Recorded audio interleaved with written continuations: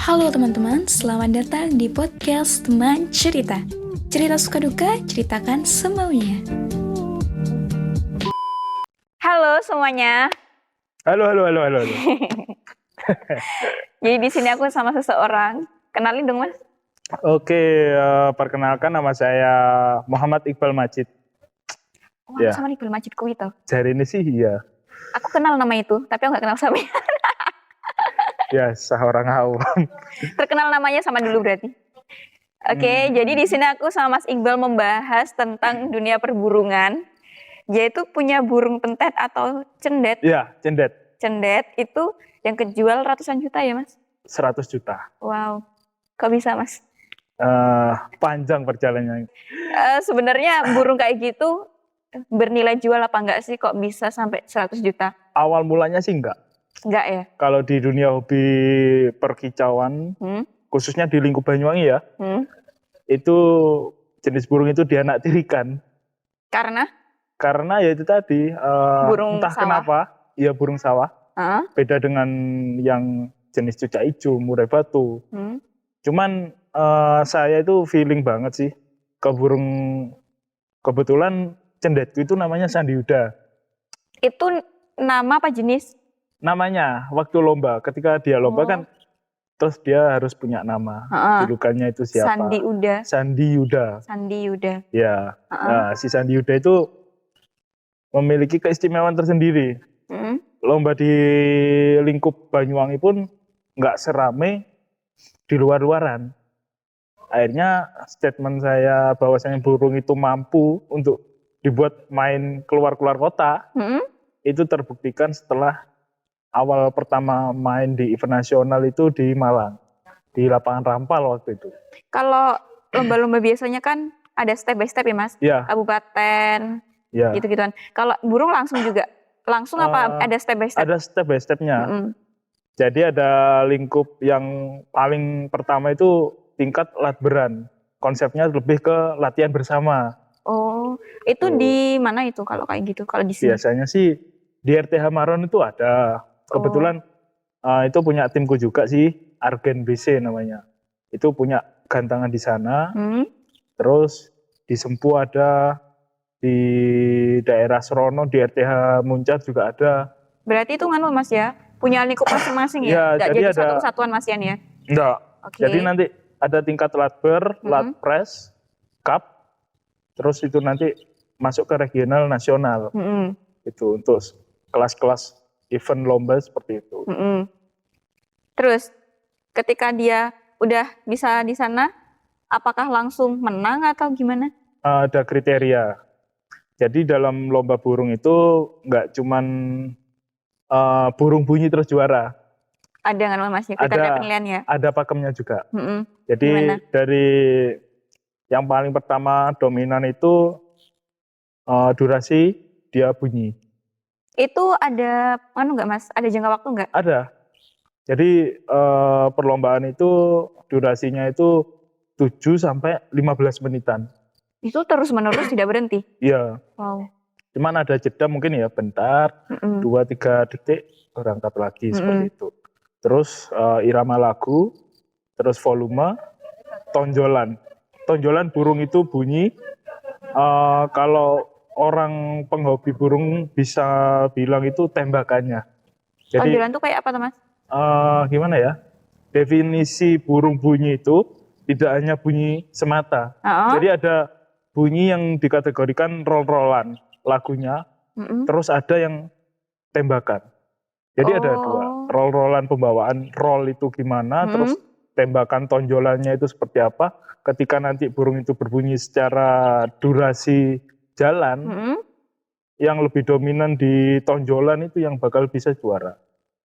Ditambah dengan durasi kerjanya loh ya. Berarti durasi segitu tapi tonjolannya banyak itu lebih Iya, tembakannya itu lebih bagus. Lebih bagus. Oh gitu. Selain itu apa lagi Mas? Show. Ada burung yang tipikalnya nge-show, ada yang enggak. Kalau yang tipikal nge-show itu biasanya lebih dominan bisa juara. Ketika dia ditambah nge-show. dengan durasi kerja dan tonjolannya tadi ya. Bisa nge-show itu kayak gimana Mas? Kalau definisinya nge-show itu setiap Burung beda. Kalau cucak hijau itu jambul ngentrok. Oh. Terus kalau murai batu itu ada yang nge-show-nya itu ada yang kayak orang sholat sampai sujud-sujud gitu. Oh, ada yang Tapi kayak tetap gitu. bunyi. Tetap bunyi. Oh, Iya. cuma gini sama bunyi Iya, gitu. ngalun. Oh, iya. Gitu. Kalau cendet biasanya lebih ke tengok-tengok dan hadapnya ke atas. Oh, gitu.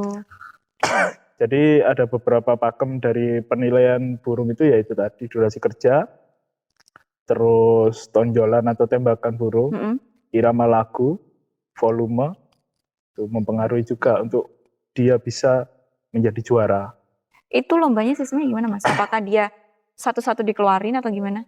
Kalau sistem lombanya itu jadi biasanya kalau udah ngomongin tingkat gantangan ya, itu jumlahnya sekitar 60 gantangan. Itu nanti burung semua dilombakan bersama di situ.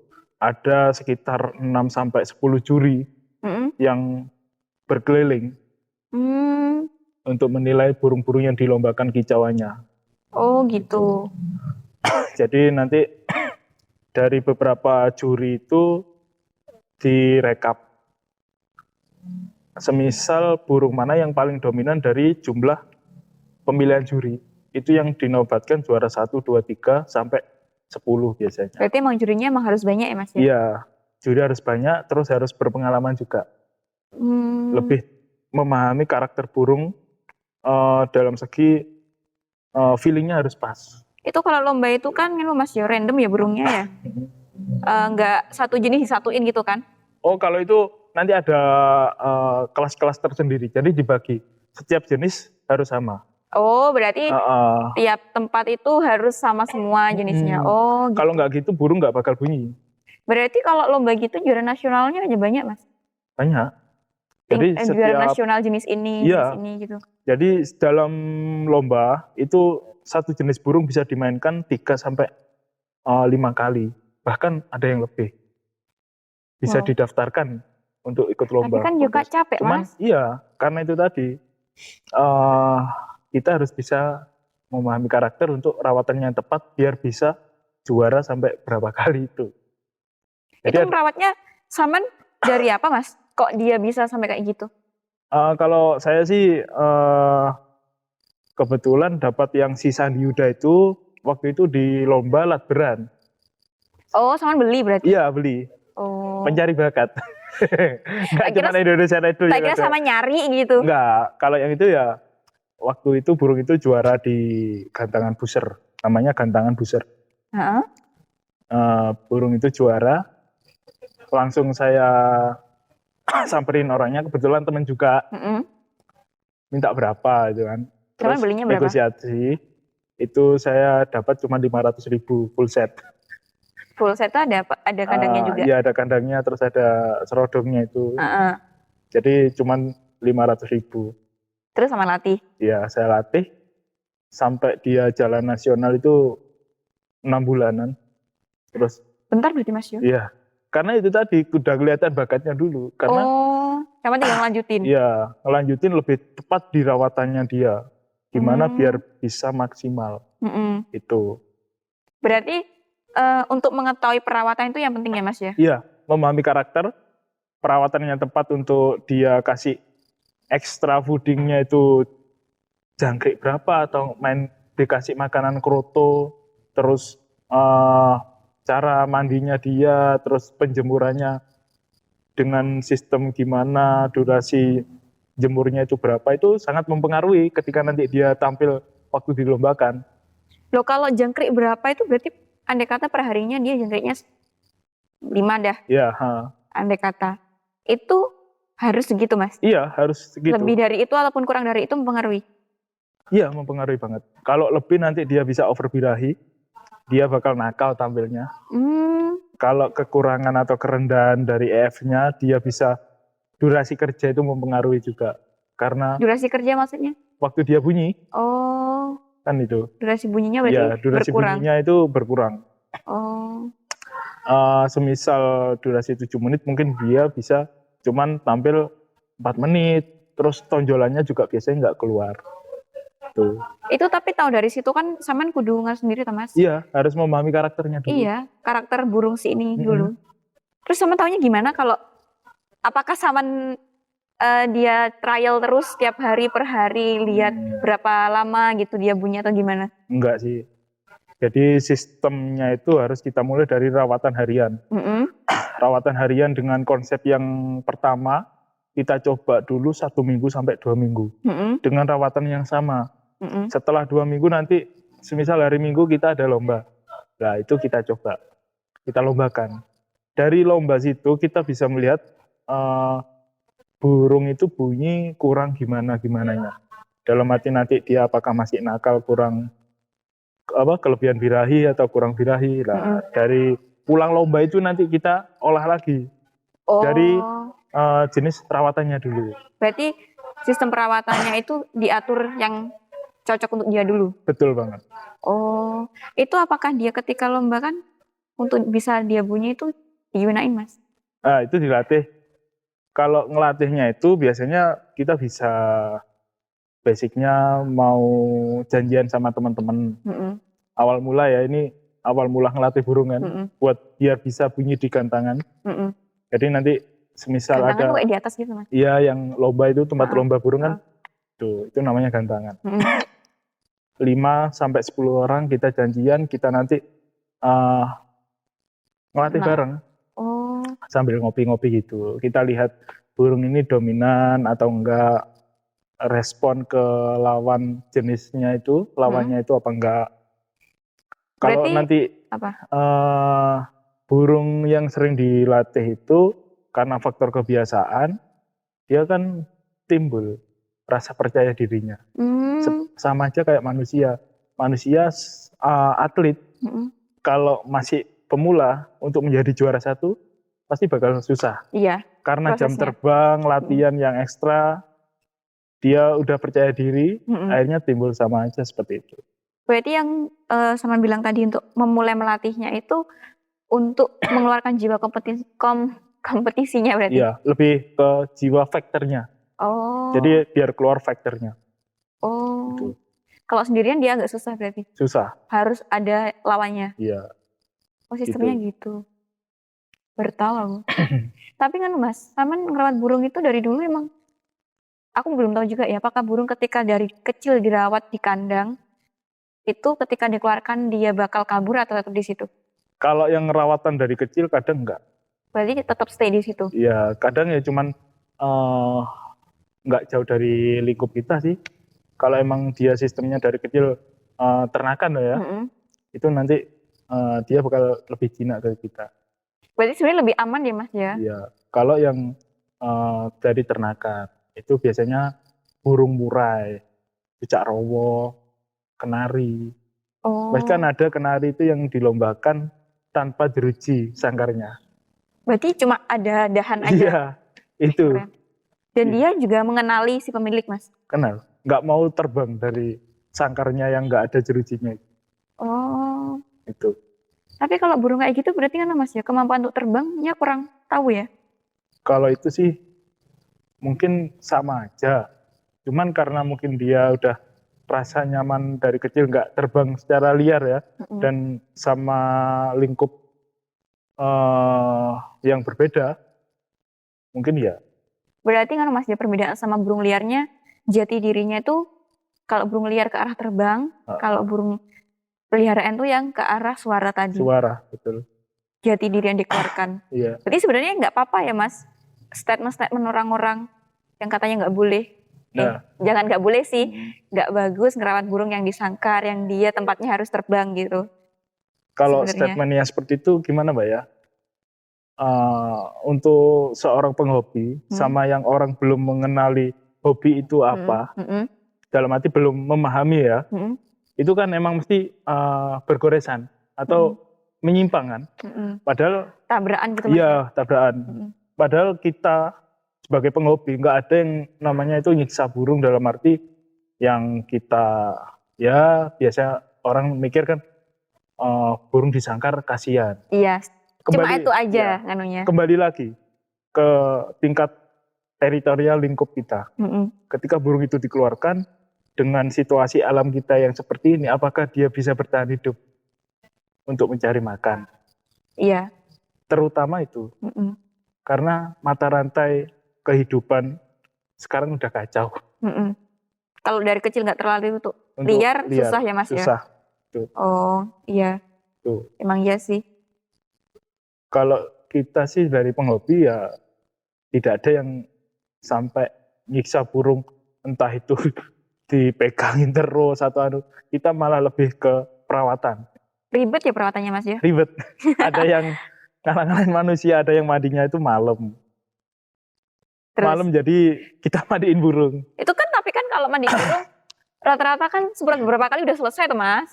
Iya itu harus tiap hari, biasanya ada yang tiap hari, ada yang 2 hari sekali, ada yang 3 hari sekali. Itu air biasa? Iya, ada juga yang pakai air es juga ada. Karena yang jenis karakter burung yang emosinya tinggi. Itu emosinya tinggi maksudnya? Ya, ketika dia gampang marah gitu Mas? Bisa dibilang ya, ketika ada manusia, dia mungkin karena karakternya terlalu manja dengan kita, mau kita kasih makan gitu, dia nutul, nyucuk. Malahan? Iya. Oh, itu kenapa ya Mas ya? Emang karakternya dia sendiri kayak gitu atau? Biasanya karakter, ada juga karena kebiasaan pola rawatan yang salah. Oh. Dari segi ngasih makannya, terus atau penjemurannya yang berlebihan, akhirnya timbul emosi burung itu keluar. Kalau penjemuran burung itu sama nggak sama burung Mas? Nggak ya, tetap beda ya? Enggak, tetap beda. Jadi ada yang 30 menit, ada yang 1 jam, ada yang sampai 3 jam. Dan cara penjemuran perawatan burung itu beda. Ada yang jemur pakai kerodok, jadi full kerodok. Lebih ke kalau manusia itu di sauna. Iya. Itu. Ada yang harus ditenggar. Oh. Gitu. Itu kan nggak Mas, waktunya itu sama nggak? Jam berapanya gitu semua burung itu? Tetap beda juga? Kalau itu bebas sih Mbak. Kebiasaan dari setiap individu para penghobi. Kadang ada yang teman-teman kerja kantoran pun kan nggak bisa kalau pagi. Itu kadang siang. Ada yang jemurnya itu 1 minggu cuma 2 kali. Oh, tapi memang jenisnya yang model kayak gitu Mas? Dari pola rawatan kebiasaan. Oh, tak kira emang jenisnya harus segitu. Enggak ya? Enggak. Jadi itu berarti orang-orang yang agak sibuk paling Mas? Iya, agak sibuk. Banyak teman-teman saya itu juga gitu. Teman-teman di Malang itu dia kebetulan sama hobinya di burung janda juga sama saya. Jadi dia lebih sering sharing rawatan. Mas gimana sih cara rawatan yang tepat buat orang-orang yang kayak saya ini? Karena berangkat kerja jam 7 terus pulang kadang jam 4. Ya nggak apa-apa, tetap kita jemurnya waktu mas-mas itu libur kerja aja. Semisal rawatan itu seperti itu, EF-nya biasanya lebih ditambahin aja. Jadi nggak main jemuran, tapi multivitaminnya yang ditambah. Oh. Gitu. Itu kalau seumpama orang-orang yang sibuk kayak gitu Mas ya? Ya. Punya esensi merawat burung terus apa? Ya itu tadi Mak. Kan kalau apa? Hobi ya. Kita kembali lagi ke hobi ya. Iya sih. Tapi kalau samen ya Mas, di sisi samen yang mungkin ada waktu luang untuk merawat mereka ya Mas ya. Iya. Kan ada rasa bahagia sendiri toh. Iya. Ngelihat kebiasaan itu. Dan setelah masuk kandang kan ya udah kan Mas ya, nggak ada apa-apa lagi toh. Dia mereka ya nggak ngapa-ngapain. Iya. Tapi kalau yang sibuk kayak gitu kan otomatis ya cuma lihat mereka diem toh Mas. Biasanya minggu waktu libur kerja itu mereka lomba. Oh. Gitu. Jadi ada yang seperti itu. Kalau yang mereka yang mau ngerawat sendiri ya, kadang itu kan juga ada perawat. Jadi dari hobi kicau mania ini, kita bisa menimbulkan ladang pekerjaan juga bagi teman-teman. Jadi ada yang pertama itu penjual pakan. Ya, pasti. Itu pasti kan. Yang kedua itu teman-teman perawat burung spesial. Jadi pekerjaannya dia emang cuman ngerawat burung. Gak ada kerjaan lain, ikut bos-bos. Oh, itu ada sertifikat, ada seharusnya itu ada sertifikat khusus atau enggak Mas? Enggak ada. Berarti dilihat dari dia, portofolionya dia. ya kepribadiannya dia, Oh. bos itu cocok apa enggak sama dia, karakternya, lebih ke seperti itu. Terus yang ketiga, dari segi kita lomba burung gitu kan, ada gantangan, itu pasti lingkungan sekitar disarankan untuk buka usaha pedagang kaki lima lah dalam arti. Iya otomatis ya Mas ya. Entah itu kopian, entah itu jual makanan, nasi, dan macam-macam. Terus juga parkirannya itu biasanya tukang parkirnya Mas ya. dialihfungsikan untuk warga sekitar situ, terutama seperti itu. Terus juga juri. Juri itu juga sama aja kayak orang-orang lainnya ketika di hobi burung, ketika dia sudah menjadi juri, itu gimana ya, mata pencarian mereka ya dari situ, dari lomba burung itu. Karena lomba burung secara modern yang seperti tahun sekarang ini, di era sekarang, itu hampir setiap hari ada lomba burung. Wow. Itu yang tingkat lokal aja sih. Kalau event nasional itu biasanya berskala 1 bulan sekali atau 1 bulan 2 kali. Itu lintas nasional kota. aja juga sering itu ya Mas? Iya, beda kayak dulu. Kalau dulu mau lomba itu kayaknya tiap kota itu mau buat event gantian. Oh, karena biar banyak yang ikut. Iya. Kalau sekarang sudah banyak peminatnya. Banyak peminat, banyak banget. Dan gajinya dan hadiahnya juga nggak main-main Mas? Nggak main-main kalau event nasional itu. Ada yang hadiahnya mobil. Mobil apa? Mau yang pernah saya lihat ya, itu Avanza pernah, Ayla pernah. Terus apa ya, yang paling itu kalau nggak salah, itu loh, Jazz. Lumayan banget Mas. Lah menurut sama itu biaya perawatan sehari-hari sama hadiah sebesar itu sebanding atau dapat lebih Mas? Kalau saya bilang ada yang sebanding, ada yang lebih. Kita lihat dulu lombanya di kelas apa. Kalau si nasional itu loh yang tadi loh yang kalau yang di kelas nasional itu udah pasti di atas. Berarti ya nganu ya Mas, harga perawatan sehari-harinya sangat tercukupi sekali berarti. Karena itu tadi Pak, spekulasi harga ya. Kita perawatan jangkrik itu semisal punya 1 burung. Beli kita di penjual 1 on itu mungkin cuma 10.000. Sentratnya pun 10.000 juga. Bahkan nanti paling beli kroto itu 1 on atau setengah on itu mungkin 8.000. 28.000 dalam berapa lama itu? Itu bisa dipakai semisal 1 minggu. 1 minggu 28.000. Burung yang sudah stabil dilombakan 1 minggu bisa dilombakan 2 kali. Wow. Kalau dia menang ya juga lumayan ya Mas ya. Tuh. Kalau dia menang, semisal pendaftaran 100.000, dia dapat hadiah 1 juta. Lumayan ya. Kalau juara 1 tapi Mas. Iya kalau juara 1. Cuman kita kan juga nggak harus mikir enaknya aja di hobi. Kita juga ngerawat kan, burung itu punya nyawa. Iya. Resikonya mati, entah itu hilang. Saya udah ngerasain semua, dari yang dicuri, mati, itu udah semua. Sama itu sampai ke tahap kecewa aja menangis Mas, kalau gitu? Pernah sampai nangis. Sesayang itu ya Mas ya? Karena yang mati itu burung yang harganya lumayan. Karena harga loh. Cucak rowo. Bukan karena kasih sayang loh. Burung harga. Aku sudah respect sama tadi Mas. Karena oh sayang gitu. Ternyata karena harga. Di suatu perawat burung, penghobi lah. Tidak semuanya burung itu disayang milik dia. Sebenarnya seperti itu. Ada burung-burung spesial yang bakal dia utamakan. Dari segi perawatannya, terus kalau yang aku ngomong harganya lumayan itu tadi, itu jenis cucak rowo. Cucak rowo kan udah mulai langka. Kebetulan saya dapat beli itu dari Jakarta, udah ada sertifikatnya. Jadi kita kalau bukan, kalau yang burung-burung agak mulai langka, itu kita harus ngurus izin ke BKSDA. Harus memberkasi itu dulu buat di penangkaran.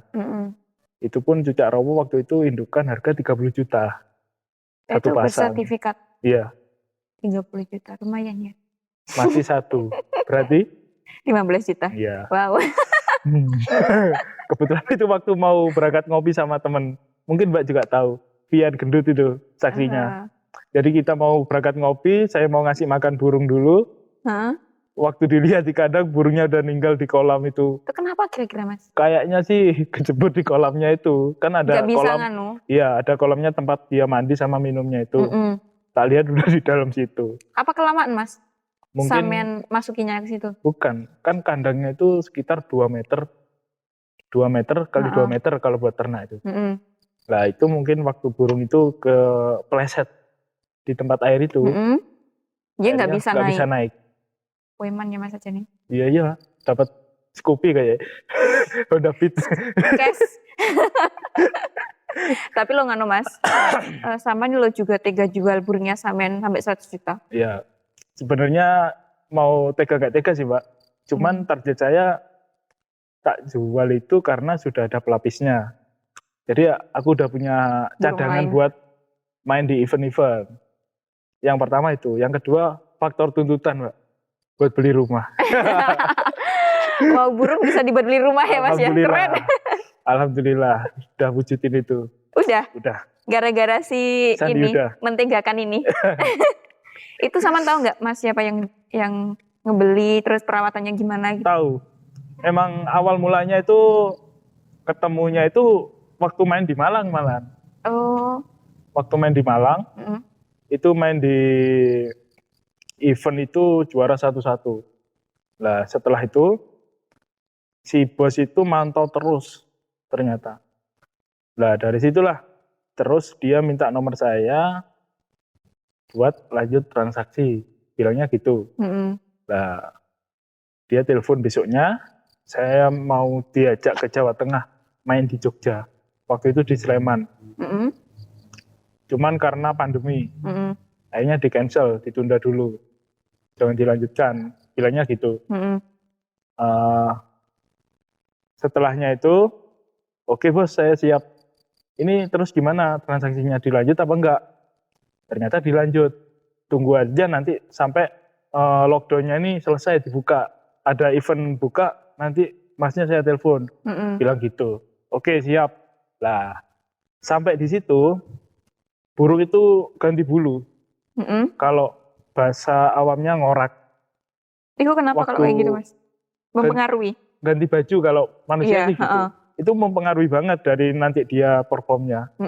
Kalau udah ganti bulu itu makin bagus biasanya Pak. Nah waktu itu 3 bulan ganti bulu, pas lockdown itu udah dibuka, saya diundang ke Klaten. Saya ditelepon, bos gimana? Jadi lanjut pantauan apa enggak? Si bosnya bilang gitu. Oh, saya jawab, jadi nggak apa-apa bos, burungnya udah siap kok. Ya udah berangkat ke sini gimana? Ke Sleman. Oke, nggak apa-apa. Ke Klaten. Ya, kita udah mau berangkat. Enaknya kita di dunia hobi burung, ketika kita nambah relasi bos-bos seperti itu, yang pertama kita nambah relasi, yang pasti kan itu. Terus yang kedua ya bisa jadi rezeki. Dalam arti rezeki ya bisa harganya sampai segitu juga, maaf gitu. Sama dan, juga punya nama ya Mas ya? Kalau itu nanti regenerasi. Oh regenerasi. Iya. Nama Majid itu kan sebenarnya ayah saya.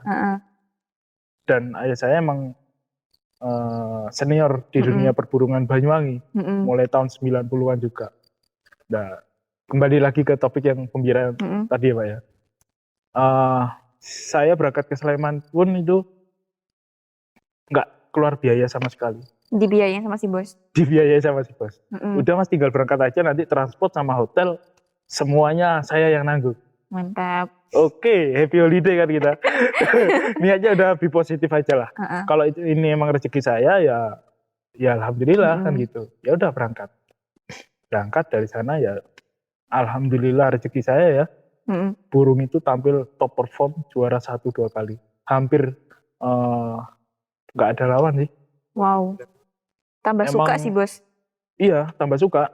Dan waktu sampai sana itu ada 3 orang yang ngejar. Bos-bos juga Jadi rebutan waktu di sana itu. Tapi sama sudah di nganu Saya dulu ya, udah Mas ya? take kontrak kan. Saya kan nggak mau saya itu dicap negatif sama orang karena gimana ya, komitmen. Iya. Kita transaksi awal sama dia. Kita di sana diundang sama dia. Kalau saya pindah orang, kayaknya nggak etis ya. Ya jelas, Mas. Iya, Terus? makanya itu. Ya wes, Nganu, abis itu langsung dibeli sama... itu saya padahal belum deal-dealan harga. Ayah saya buka harga 200. Udah tahu harga ya? Udah. Ayah sampean? Ya, ayah saya kan juga pemain nasional juga loh. Oh, berarti harga nge-up itu emang normal berarti? Normal. Di dunia hobi. Dunia kicauannya ya, terutama. Itu cendet harga segitu udah wow banget. Apalagi kalau murai batu. Kalau murai batu itu bisa laku di harga 500 sampai MM-an. Wow. Itu kelasnya murai batu. Wow. Gitu. Itu sama buka harga 200, tapi orangnya nggak mau, Mas? Nggak mau. Karena kontrak awal pembicaraan nggak segitu. Oh, dari awal emang udah dibicarain nominalnya? Awal cuman disuruh buka harga berapa saya. Tapi nggak bilang ketika nanti pantauan harga beda. Biasanya kalau kita langsung pantauan itu harganya beda. Jadi saya masih main di season kedua itu, terus juara 1, turun. Si bos langsung bilang, uangnya udah masuk di ATM. Mau ngomong apa, udah dikunci, udah. Aduh. Ya, Mas, padahal ya? yang mau main awal dulu. Padahal yang mau di harga atasnya itu masih ada. Ternyata udah selesai. Tapi alhamdulillah lah, Mas. Iya, alhamdulillah. Segitu emang udah rezekinya buahnya. Segitu. Kita mikirnya kembali ke sisi positifnya aja. Kalau kita terlalu ambisi, saya menggagalkan transaksi dengan si bos si A yang pertama itu, belum tentu si bos si B, si C itu deal beneran. Kan gitu loh. Iya. Emang rezekinya seperti itu ya wes, alhamdulillah itu aja. Itu berarti tuh si penghobi burung ini berarti ke arah yang ke situ ya, Mas ya? Maksudnya arah kasih sayang walaupun dia nggak bisa ngapa-ngapain pun ada nggak, Mas? Kira-kira? Apa dia harus dalam bisa? arti nggak bisa ngapa-ngapain tuh gimana? Maksudnya dia talentanya biasa aja, tapi dia tetap sayang sama si burung ini, tetap dirawat gitu. Iya. Itu jarang apa? Ada. Si bos yang seperti itu banyak. Oh, si bos tapi ya. Untuk hobi orang-orang biasa. Kalau yang buat main ya mesti ya. Kalau yang nggak buat lomba mungkin ada, cuman basicnya bukan burung-burung yang jenis yang buat lomba. Itu emang dinikmatin di rumah aja. Iya. Itu ada. Itu ada kan tapi Mas? Ada seperti itu ada. Basicnya emang dinikmatin aja, nggak dibuat lomba. Kalau kita kan hobinya itu lebih ke kompetisi itu kompetisi. Mas ya? Adu lomba tapi nggak apa-apa ya Mas? Adu lomba, adu burung. Itu yang seringkali statement orang negatif. Adu burung sama adu ayam itu beda. Kalau kita dalam arti adu burung sebenarnya ya nggak cocok karena kita lomba sesuai dengan prosedur oleh pihak kepolisian, oleh pihak negara kita pun di ACC. Bahkan ada event setiap 1 tahun sekali, Piala Presiden, Piala Gubernur, ada kayak gitu. Piala Raja Sultan Hamengkubuwono. Wow. Itu ada semua. Gitu. Aku baru ngerti ya. Di support itu ya Mas ya? Iya, karena itu tadi ketika kita menjalankan lomba burung itu kan nggak ada dampak negatif dalam arti banyak orang yang tidak lagi main di obat-obatan seperti narkoba dan lain-lain. Dia lebih fokus ke ngerawat burung dan kompetisi. Gimana cara menampilkan semaksimal mungkin. Sisi positifnya Sisi positifnya seperti itu. Tuh. Berarti nggak melulu negatif. Iya.